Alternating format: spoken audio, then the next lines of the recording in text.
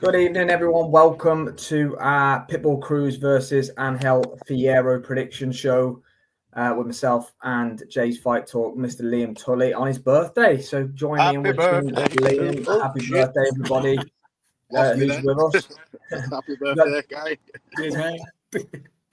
Got Jay's best mate Pitbull fighting Angel Fierro. I'm surprised he's allowed to get sanctioned, age of him, but we'll gloss over my mistaking of him for an old man. So I do apologise. Ishmael Barroso, I apologise to you as well, brother. Good old Barroso. Both 26, similar-ish records, 23-2 for Fierro, 26-3 for Pitbull, who has fought the better fights, it has to be said. Got knockout wins over Romero, lost to Valenzuela last time out, took Tank the distance, so he's got pedigree, hasn't he? How do you boys see it? Yeah, look, this is what happens when one fighter gets the backing of a good TV promoter like Pitbull has, and the other in Fierro has to go down a tougher route with small halls. You can end up with similar records, but do it in very different ways. I said last night that if Pitbull comes through this, I'd like to see him move Dalton Smith's way. I think that's a fantastic test for Dalton with where he's at. He's not going to get a world title shot next unless he becomes vacant. So putting him in with Pitbull is a good test. However, how Pitbull looks against Valenzuela, if he looks similar on Saturday night, Fierro will jump on his opportunity, just like what happened in August, and Pitbull's in trouble again. Does he have the hunger to go back down to 10 rounders and have to fight for another world title shot? He's screamed robbery since August from that fight, which doesn't sound good when a fighter spends months doing that. It doesn't, he's wasting a lot of emotional energy. He hasn't really talked up this fight at all, just screamed how hard done by he was last year. So if he is over the hill or if he is not on it, he's in for a rude awakening on Saturday night, Pitbull. Yeah, I mean, I feel similar to how Liam does. I think it all depends what Cruz turns up. We've sort of written him off before and he's flatlined people inside, 2 or 3 minutes or 2 or 3 rounds. But obviously, going off recency bias, his last performance was not that good. Fierro is, coming to the big show as such for the first time. All the eyes are on the main event. So this undercard is going to have a lot of eyes on it. He's, boxed at a lower level, but I believe if he turns up on Saturday night, I think he's going to pull off a shock, and I think that we're going to see a win for Fierro.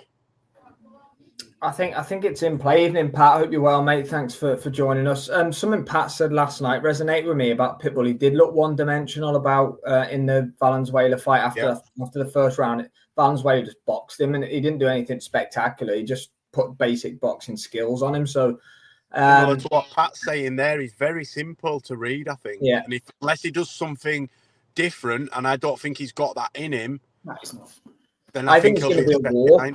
I think it could be a cracker, isn't it? We're going to get a firefight.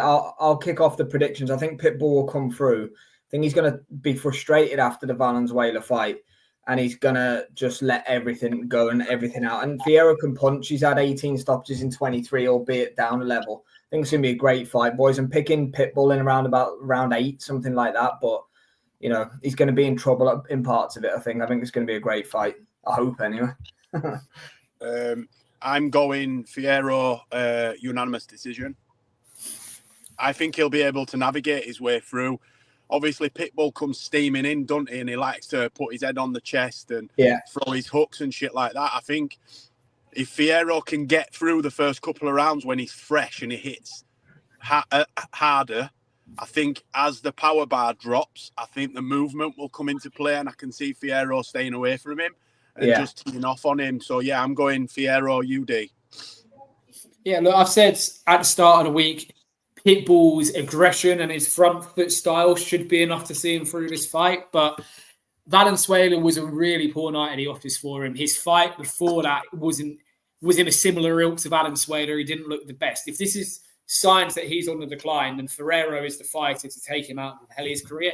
I'm going to stick with my initial prediction, which is a Pitbull stoppage late in the fight, but it's the one prediction I've made for this weekend that I actually now think can go the other way. Like Pat says, the upset of the evening for this Vegas card definitely looks like it's on Fierro. It is. That's the one, isn't it, for sure? The others are 50-50-ish. I know Figueroa's a bit of a favourite over Fulton, but the main event's definitely 50-50. Pitbull like Tyson straightforward, and Fierro will take that. Read him out. UD for Ferrer. So he agrees with JFT. Back on the same page again. We'll leave it there then for this in one. 2 weeks, No, man. We'll have to do a show, Pat. I know. Called They're Besties. reading off the same hymn sheet at last. Just need Luca involved now, don't we? One step at a time, mate. Don't push it too much. We'll be there for the watch along for this one. Do not worry about that. Benavidez Morrell is going to be a great card. We're going to preview the co-main event next. So join us on a different stream. WBC Featherweight Championship, Figueroa versus Fulton 2. Can Figueroa get it back? Hear our thoughts on it in just a couple of minutes. Thanks to Jay and Liam as always. Cheers, everyone. Here we go. Cheers, Pat. Take care, mate. Yeah, Pat.